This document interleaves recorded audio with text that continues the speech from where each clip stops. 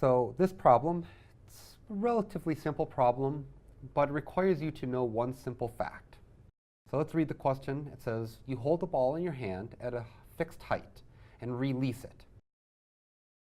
Its initial velocity the moment after you release it is in what direction? Is it up, down, or zero?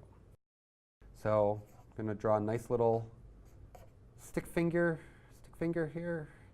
It's going to have a ball. We're holding it in our hand, and when we let it go, the ball is eventually going to, fall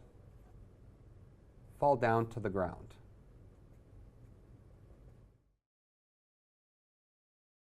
The interesting part about this is that we release it from a fixed height.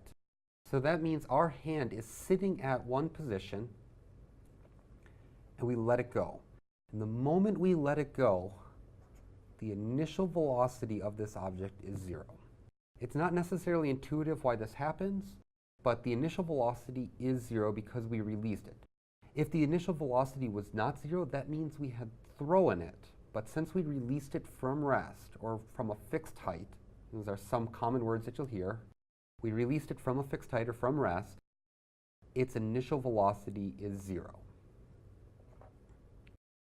It should be noted that the initial acceleration is not equal zero, and that's actually why it falls. It starts at rest, but as soon as we let it go, it's going to see this acceleration. It's going to be the acceleration of gravity in the downward direction, and it's going to start to pick up speed. So it'll start at zero speed, but as soon as you let it go, just a moment after you just let it go, it's going to start to get some speed. But the moment you let it go, has initial velocity.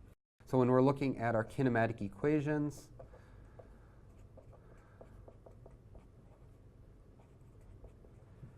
this initial value here for an object released at rest, for an object released from rest,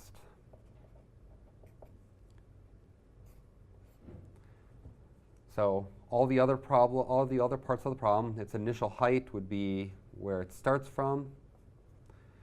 Its acceleration, we said, was already gravity, and it's in a downward direction. So being careful with our minus signs, this problem then becomes a solvable problem. The key point to it, initial velocity is zero.